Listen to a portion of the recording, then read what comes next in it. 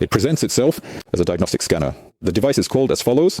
As I understand it, this is some kind of subsidiary division of this well-known company. At least this name appears both on the device itself and on the wireless diagnostic module. Our device is called D1 Lite. Lite, of course, on the one hand isn't very good because most likely some functions will be limited. But as a rule, that's the meaning manufacturers encode in this name. I'm not filming this part at the beginning of the video, so I already have some idea about this device and an understanding of it.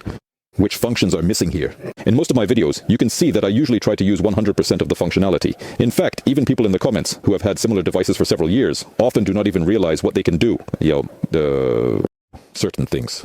So today, that's exactly what we're going to test. We're going to try out this device on all sorts of different cars. These will be cars from all sorts of different markets, and I'll try to pay special attention to one of the most relevant car manufacturers at the moment.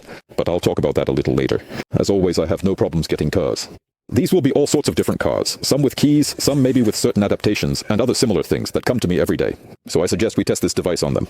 But of course, first and foremost, we need to get familiar with what this device actually is. Let's get started now.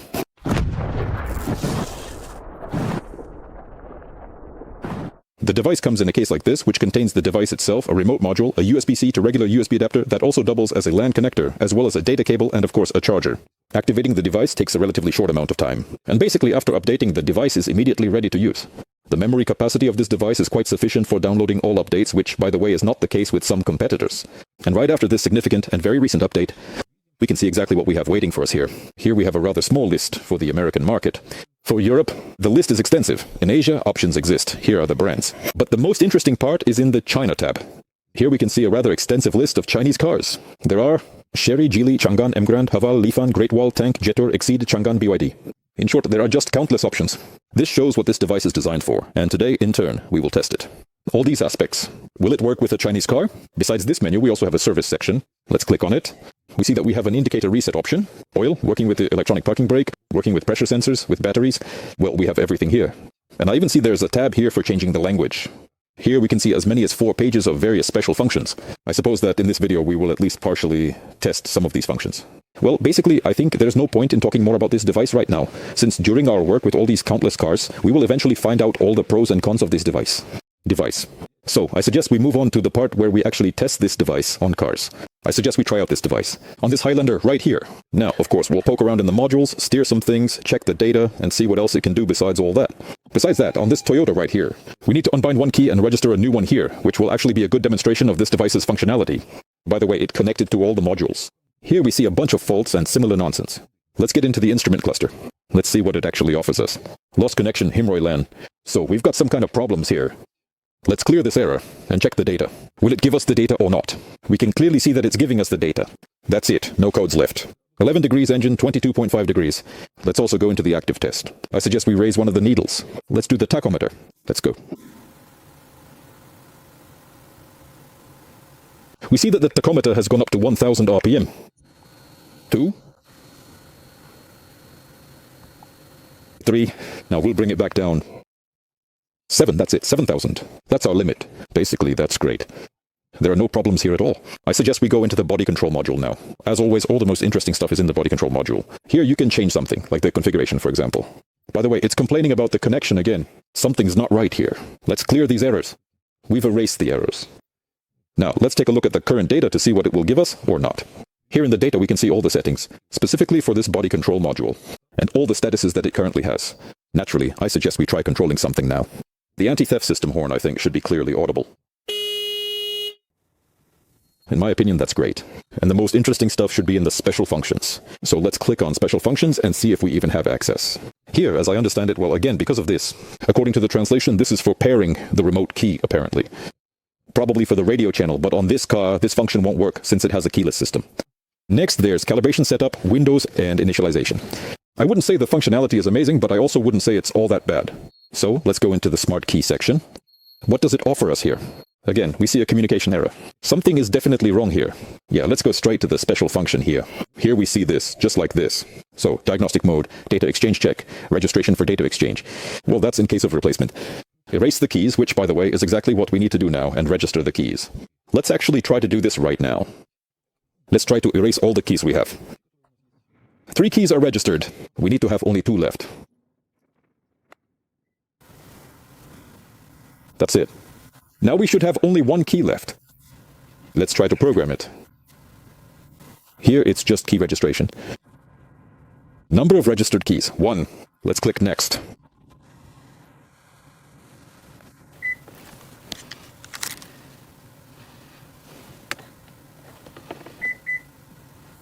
That's it, we can see that it accepted our key. And that's it, we can clearly see that our key is now working. Now we can observe that there are 2 keys present in the data. And besides that,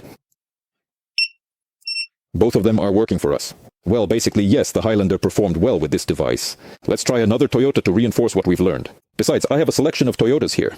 Continuing with the Toyota theme, I suggest we hook up to this one. Here's a Camry. It's a bit chilly here, so I won't open the window. We can clearly see that it connected to all the modules. We have an error in the ABS and an error in the climate control. Let's take a look at the ABS. Something with the power supply, it didn't like the voltage. Let's reset it. I see a menu here called Special Functions. Let's go into it and see what it offers. We see that we have ABS history, memory reset, test mode, signal checks, and air removal. We also have steering angle sensor calibration. Excellent. Let's try to make something buzz in the ABS. Oh, the ABS indicator. I'll try it now. Let's turn it on. We can all clearly see what? It turned the light on. Accordingly, the actuator test works for us. Let's poke around somewhere else here. I understand that this functionality is very similar to TechStream. Let's get into another module. Let's go into the body control module. Let's see what it offers there. Here, as we saw with the Highlander, it basically gave us everything. Let's take a look now. Yes, most likely that's how it will be, and that's exactly how it is. It gave us all the data, including special functions. Of course, let's check them out. How could we not? The same goes for initialization. We can, for example, program the remote control fob there. For instance, erase it. Basically, it's a standard procedure. There's nothing unusual here. Let's get into the engine module now, the current one, and take a look. Yes, basically we can see that it is providing the data.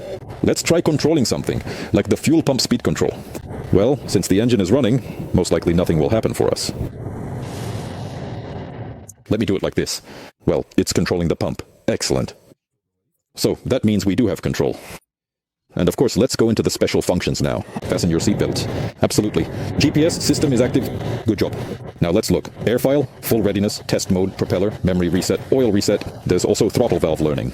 Yes, of course, that's all great, but so far I haven't seen one particular parameter, utilities. With the clicker, you can disable it or change the central lock assignment. That's fine, I'll practice on some other car when I have more time just to see if that's even possible or not. But so far with Toyotas, at least with the Camry and the Highlander, the device, that's how it performed. Now, I made the mistake of taking this device with me on a service call. In one of the city courtyards, I was met with a Kia like this. The only problem with this Kia was that it wouldn't start.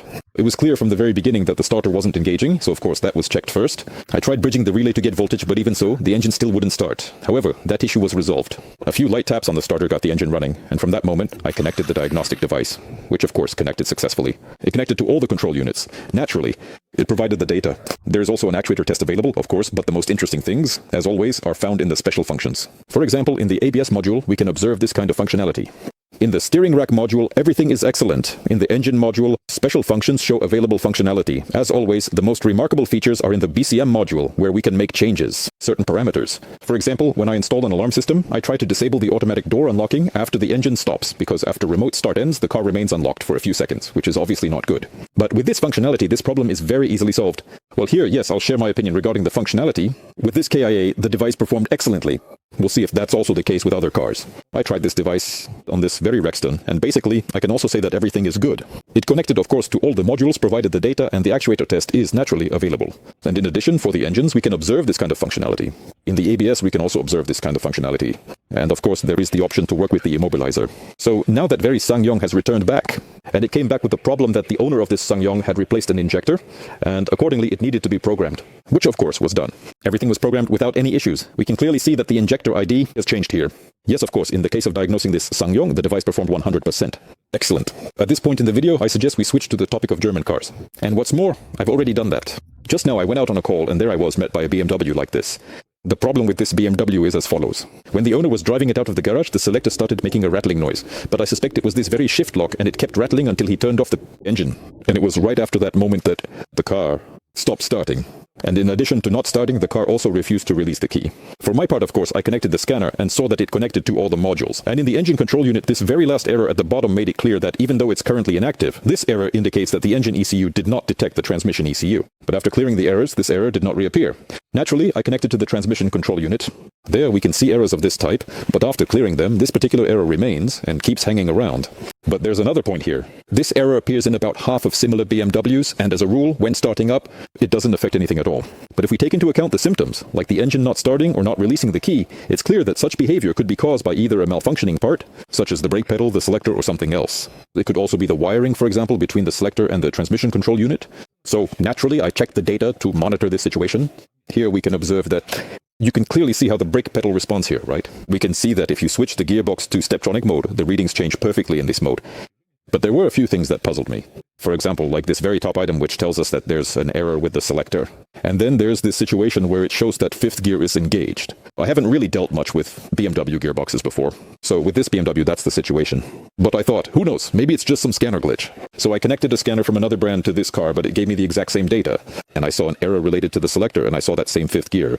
At that point, I still hadn't really figured out what caused this problem. But as I understand it, with this BMW, we're going to make a video about it. Of course, if you have any ideas about what's wrong with this BMW, feel free to leave a comment if you've encountered a similar situation. Otherwise, maybe I'm looking in the completely wrong direction. Well, besides all that, of course, I checked out the modules here. I tried out the actuators. After all, I'm doing a scanner review here. I just need to understand at least what this scanner can or cannot do. The most important thing at this point is that with the BMW, the scanner performed like this. A bit later, I'll get back to this BMW and try to figure out what the problem is with it. Let's test this device on a Mercedes. It's a JLK, I think, from 2013. A warning light came on the instrument cluster. There's a message like this, which says that something is wrong with the airbag system. The owner also said there are some problems with the parking sensors, and there are, he says, some engine issues, but those are already known and don't need to be fixed. So, the only task with this Mercedes is to figure out why this message appears. This message right here. We can clearly see that it's connected to a ton of things here. Let's take a look at the engine and see what it says here. By the way, it starts up pretty badly. It takes about 3 seconds, I think. You have to crank the starter for it to start. Cylinder block ventilation valve, actuator, and intake camshaft position. Now, this is not a very good error. That's not great, of course. Let's clear it. Supposedly everything is fine now, but as I understand it, this whole thing will show up again for us. Active test. Let's try something. Let's try to control something. Let's try the fuel pump. This isn't the one, as I understand, it's the high pressure fuel pump. So what can we do here so it doesn't start? Just because... Alright, whatever, forget it. Let's see what kind of data it gives us at all. No. Let's go into the fuel section. We can clearly see that it gave us the data. Let's check out something else here. What else can we do here anyway? We can change the configuration, reset the learning. I don't know what special processes are. Change the VIN and reset the block. We can do that. Alright, let's go ahead and check the airbags now. Here it is. There are 3 faults here.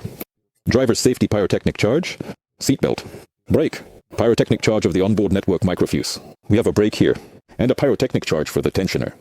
So our seatbelts aren't working here, that's what it's complaining about. And as I understand it, the battery terminal also doesn't detect the pyrotechnic charge, apparently. Let's try to reset it. I guess the errors will show up again now. Yes, we see the same errors. Let's see what else is in this block. We can take a look. Here are the ignition circuits, let's check them out. Seatbelt tensioners. Yes, we can see that the tensioners are exactly... It's clearly telling us that the resistance is too high. Although the others, yes, we see, are at 263 ohms, 259 ohms. So there really is something going on with the seatbelts. Let's check the pyrotechnic fuse. Yes, the same thing. So the pyrotechnic fuse is also open circuit. We all perfectly understand what that means. Let's check the functions now and see what it suggests. We even have something like this, control unit unlocking. Yes, with the terminal here, it's definitely interesting. So that's how it all looks. So as we can see, we now have one less error here. The guys did a good job, of course. They replaced everything. This is the pyrotechnic actuator, but it doesn't work at all because it was removed. I only got rid of this error thanks to this resistor. Now we have the same issue with the seatbelt pyrotechnic actuators. It is the same story. Well, again, following the same procedure. Let's give it a try. So now there's only one error left. On the right side, of course, we do the same thing. Let's try to delete it. Excellent. And we can clearly see that this message has disappeared. Of course, I'll tell the owner that right now he has this situation, that instead of pyrotechnic actuators, he has resistors installed, which isn't really good, so any further actions he takes with this Mercedes will be his responsibility. I just started the car, was about to drive it out, but then I noticed this. I think we should probably fix this issue. Here, as I understand it, we need to reset the full maintenance service. It offered me 15,000 kilometers and a whole year. That's the whole thing. Let's go ahead and press further. And just like that, we also cleared it. This message right here. It won't trouble the owner for 15,000 kilometers. It won't be an issue anymore. Not a single extra warning light. Alright, that's all great. Let's try this scanner on something else. Of course, a review like this just wouldn't be complete without the VAG group, which I also tested with this device. But as a rule, multi-brand scanners work excellently with VAG cars. And this device is no exception, so I didn't even bother making a detailed review, since the entire VAG All the claimed functions are present. I tried it on 2 cars. One was a 2019 Volkswagen Tiguan and the other was a Volkswagen Jetta. These cars are more or less similar. The functionality, of course, is as expected. We can, of course, tweak whatever we want, however we want. For example, in one of the menus of the Volkswagen Tiguan, we can see options like these. Here, for instance, are some of the features. In addition, this device can pull the PIN code on some VAG group cars, which is definitely a big help when it comes to electronic repairs. And one more important point. Online functionality is available. I can't sell my beloved Opel without tears and sniffles. We can observe something like this. Opel Antara. It didn't just show up for no reason. It came in because the heater only started working on the 4th setting. Anyone who's dealt with these cars knows this is a common issue, and the problem is with the regulator. In the case of this car, the thermal fuse burned out. There's nothing complicated about it. You just desolder it, replace it, and that's it. No problem. In general, the scanner connected to all the modules here, and while it was connecting, the first thing that caught my eye when I got into this car was that the dashboard was showing Jackie Chan, the service indicator was on, and this headlight icon indicates that there's something wrong with the automatic headlight adjustment. In the additional mechanisms, I played a bit with the engine RPM, but also in the additional functions, we can see this right here. By the way, through the engine control unit in the special functions, I immediately reset the oil change indicator. There's nothing particularly interesting in the transmission, but there are some additional functions available. That is, in the transmission, we can erase the learning data. Next, there are no problems in the ABS unit either. That's it, it's sending the data. It controls the actuators, for example, at least the motor. The ABS, we can hear it perfectly. All of this is present here. Next, I also checked the BCM. Here I played around a bit with the central locking through the actuators. And of course, I poked around in some other modules as well. But unfortunately, for some reason, I couldn't find an option for key programming in the immobilizer's functions. I tried to access it through the service menu, but still no luck. Although access to the immobilizer was available on other APL brands. That's how it is. By the way, we happened to come across something interesting.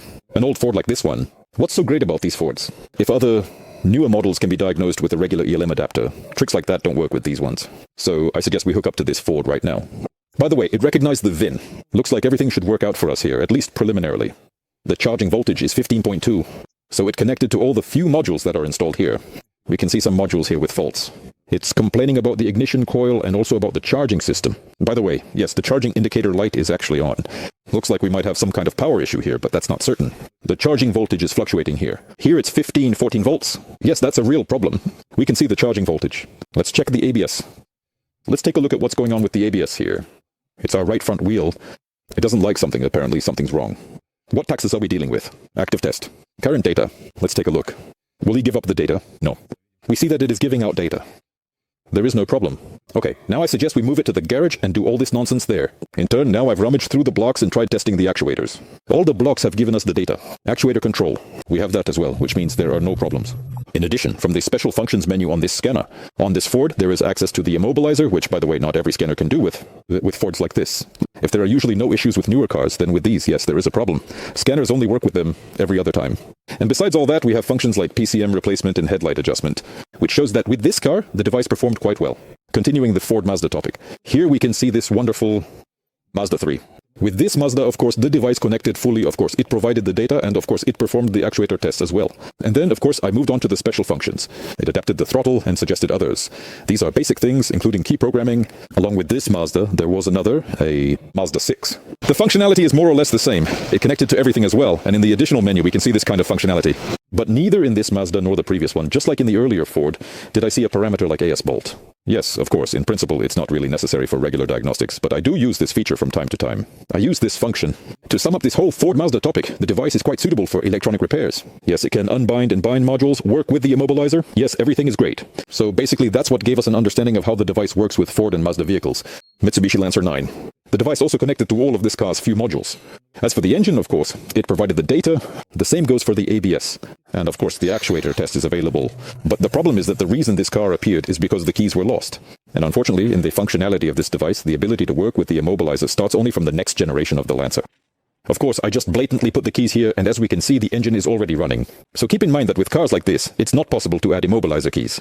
But if you take a newer Mitsubishi, for example, like this Outlander, then there are absolutely no problems with key programming. None at all. We can clearly see that we have access here. Everything is fine. Which suggests that this device is probably more focused on newer cars than that Mitsubishi we worked on earlier. The one we worked on before. Of course, the device in this car connected to all the modules, provided the data, and naturally, actuator tests are available on board. In the engine's special functions, we can see something like this. In the ABS module, for example, the same functionality is available. For other modules, everything is basically the same, but as always, the most interesting part is in the ECU. If you go into the service functions, especially in the coding menu, you can see this, and also this here. Well, in general, owners of the Mood device, for example, are already familiar with this functionality. Here we can make changes. The vehicle configuration. For example, things like central locking control, wiper mode, keyless operation mode, and so on. All of this can be changed here. So I think that in this respect, the Outlander, the device has fully redeemed itself. For example, with this Nissan Leaf here, I want to touch not only on the Nissan topic now, but also on the topic of electric vehicles. Because it's a pretty relevant topic, and we're seeing more and more electric vehicles here. Here we can immediately see that it's connected. It's connected to all the modules here, and we can see a number of errors. I'll make a report now. We have 3 errors here in the BCM. These are communication issues, something about low voltage, and it's glitching. There's something here it didn't like. We can also see the charging device. By the way, it flagged the charging device because the owner of this car has several of them. It's actually complaining about one of these charging adapters, but it still charges anyway. And here we see something like this as well. Alright, let's check the airbags now. It's complaining about one of the sensors, yes, the door sensors. It sends the data to the airbags. The part number, yes, everything here is standard. There's nothing particularly interesting here. Let's see what else it suggests to check here. By the way, in the BCM, it actually suggests a ton of things here. Let's go into the door lock section. Support for operation. Here we can see that we have settings for controlling the central locking modes. Let's check the key and see what it says. It suggested this. Not bad, yes, the keyless operation modes are actually quite interesting. Let's see what it has in the axis tempo section. By the way, here in this menu, in the Tempo Secret section, we can read and register the IDs of the sensors. Well, I think for now we can stick to this functionality, because even selectively it's already quite a decent set of features. Let's see what else is interesting here. Let's go to the engine control unit. Let's enter and see what it offers here. We can see the battery voltage right now. What's available in support here? Converter recording, that's what it offered here. So it seems like it wants to clear something in this log. I don't know what exactly. By the way, I always have access to this car, so if there are any questions, just in case, you never know. If anyone is interested in something, let me know in the comments. I always have the opportunity to take it. There are different things you can do with it. What can we do here? Well, yes, the functionality with these batteries is actually quite interesting here. So that's how it is. Alright, let's take a look at something else in the menu, see what else we can do here. Well, I think the rest of the functionality here won't be much different from Nissan's. By the way, as we can see, we do have access to the nation. Let's see what it offers me here. Well, most likely, as I understand it, now it's going to suggest linking keys and other similar stuff. Yeah, well, basically, yes. You can change the unit. You can register a key over there. Well, as expected. So basically, I don't see any point in messing with this Nissan any further, because we've already covered everything we needed, at least in my opinion. From my perspective, I've seen everything I needed here. Nissan Qashqai. Naturally, it connected to everything here, and of course all of this is present for us. All these actuator tests, they're available in every unit. There are also some additional functions like, for example, steering sensor calibration and other similar stuff like that. As expected, we have all of this here. But as always, the most interesting stuff is in the BCM unit. In the BCM unit of this Nissan, you can tweak and adjust pretty much anything you want, however you want, which is definitely a good thing. For example, you have the option to enable or disable the factory alarm, change the central locking mode, and so on. And much, much more. You can really tweak a lot of things here. Yeah, I won't argue with that. When it comes to Nissan, the scanner performed excellently. I suggest we move on to the topic of the French automotive industry. With this Renault right here, it connected to everything here. Of course, it provided the data. Naturally, the actuator test is available here as well. In addition, in the engine's additional functions, we see this kind of functionality. In the ABS, there's this kind of functionality. In the BCA unit, we can observe the following. This kind of functionality, and also the ability to work with the immobilizer. Besides that, I poked around in the instrument cluster. Well, as it turned out, it also had pretty decent functionality. Well, at least in the special functions menu, you could, for example, change the language of this instrument cluster to any of the available ones, basically, something like that. And here, of course, it's a similar situation because the device connected to all the modules. Here we can also do everything and anything. We can control whatever we want, check the date, and a lot of other interesting things. We can see in the special functions here that we can change any module, do some really crazy things there. And of course, as always, our module is just packed with features. I mean, up to the point where we can unbind modules, bind modules, manage keys, lose keys, and find them. And at the same time, of course, unfortunately, I didn't record at the beginning that it was minus 9,000 there. Now, this car has these numbers until the next service. So, to sum up, on French cars, the device performed quite well. By the way, unexpectedly, do you like cars like this? You and the rich guy both like them. And there's also another warning light. Half of it doesn't work according to the diagnostics. By the way, about the Peugeot, the very person we talked about a bit earlier. The device also connected to it fully. Also, Volodya asked to reset his service interval since he had 800 kilometers left, but he had already done the service. And by a strange coincidence, the diagnostics flagged an issue with his parking lights. But unlike the previous Peugeot, which had issues with the front parking lights, this Peugeot's diagnostics complained about the rear ones. It's not just one Peugeot, there are lots of them. Well, at least the brake lights are working fine now. And finally, we've reached the very moment I mentioned at the beginning of this video, namely the huge number of various Chinese manufacturers that support this device. But let's start with all this mess, with this car right here. I'm not sure if the Chinese themselves knew that they produced this car. Well, let's go ahead and check this point right now. So, problem number 1 has come up. Even though the VIN was recognized by this Chinese device, for some reason it couldn't identify the model. But in principle, knowing the circuitry and which modules are used in this car, it's not difficult to connect through a related model, which is exactly what was done. Here we can clearly see that, basically, the main modules have established communication with us. If there are any others, again, knowing the circuitry of these Chinese cars, such as, for example, the immobilizer, all of this can be done through another vehicle. Next, in the engine control unit, besides the fact that it provides data and has actuators, there are also some additional functions with features like these. I also played around a bit with the VBS, but since the engine was running, you wouldn't be able to hear the motor in the VBS, so I just blinked the light instead. And then, as always, all the most interesting things are found in the BCM unit. In this unit, we can see functionality like this. For example, you can change the configuration, the setup, and link, say, the radio channel. To be honest, I thought it wouldn't connect to this car at all, especially since it's not even listed as supported by the device itself, but the device proved otherwise. Let's just say this car was just a warm-up, and now let's try something else. Let's try this device on other Chinese cars that have flooded the streets of our cities en masse. But that's the reality now. We can observe cars like this. Haval X7, if I'm not mistaken. I'm not the only one with this problem. Multi-brand specialists rarely take on these cars. Yes, they almost never do. Yes, on those other cars, of course, the device performed quite well. But with Chinese cars, there can definitely be some issues. So, even if it just manages to connect to this car now, that would already be an awesome plus. Because, honestly, if this device can't handle it, then I have to look. With this car, of course, yes, I could use competitors. I have that option with this device, but the competitor charges money. That's unfortunate, and there's no guarantee that it will even work, so let's try connecting to this vehicle right now. With this thing right here. By the way, notice that it connected to, well, just a ton of things here. Yeah, there are quite a lot of errors, of course. Next, we can clearly see that the data is available to us. Control of the actuators is also available on board, but as always, the most interesting stuff is found in the special functions. In almost every module, we can change the screw. There's a function for replacement, this configuration change module. So, for example, with the beats, we can observe something like this. In addition, the instrument panels have a function available, such as resetting something, which is pretty much expected, since ultimately this device is for the operation of the car. But at least in my opinion, that's quite good enough. Also, here's another quick point. I accidentally changed the tempo for him, damn. And you know what? As always, I forgot to record it. Yeah. So now what do I do with the tempo? How do I break it back? It's gone? The tempo C disappeared. Yeah, I saw it myself. It was on. Damn, you see, they also didn't check those errors, and something dropped there. The sensors just froze up. Anyway, Jack T8 Pro. The device connected to all the modules in this car. Yeah, it did connect. That's great.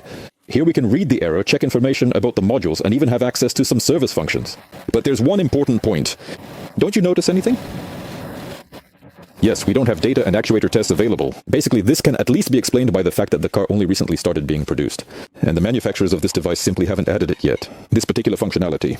Let's hope for that. But we saw what we saw, that on this car, unfortunately, apart from reading and clearing errors, we weren't able to do anything else. Still, at least the fact that we could connect to the car is encouraging. Alright, let's hope that in the near future the manufacturers of this device will finish adapting it for this car. Because while I was filming this video, new brands kept appearing in the update mode all the time. Basically, we can sum up that at least partial diagnostics were done, at least regarding the errors. That's how things stand for now. But with this Omoda, we see the opposite situation, which, by the way, shows that these functions are still being worked on, because the device took it in full 100% capacity and connected. Here, it connected to all the modules, and at the same time, the date display and actuator test work properly here. This is present in all the modules. Of course, I poked around everywhere here, and as always, I was most interested in these service functions. And we understand, yes, that right now this is how things look. Now, you know what? Let me do this instead. Let me insert screenshots of all the service functions for each module that are available there. Maybe I'll need to pause for a bit, I don't know, something like that. We can see that the functionality there is quite impressive. That is, we can link, unlink, change configurations, calibrate, teach the transmission, program various sensors, and link the immobilizer, among other things. So with this Omoda, we can do everything. Of course, this fact can't help but make us happy. That's great. A J tour of this type arrived. And here too, everything is excellent. The device connected to all the modules and the actuator data is present on board. And of course, as always, selectively. I poked around in the special functions. And with this car, the situation is exactly the same. That is, we can twist and turn anything here however we want. We see quite a large number of possibilities in these very modules. Moreover, I haven't even checked all the modules, and this is only part of the functionality that I managed to discover. So overall, this means that with this car, everything is excellent in terms of diagnostics. I just tried to connect to this one. Here's the J tour. I was able to connect to all the modules here. The data is also available. And I also explored all the service functions of most of the modules. Here too we can observe an absolutely insane amount of functionality. I can't help but be pleased with these kinds of possibilities because our hands are completely untied here.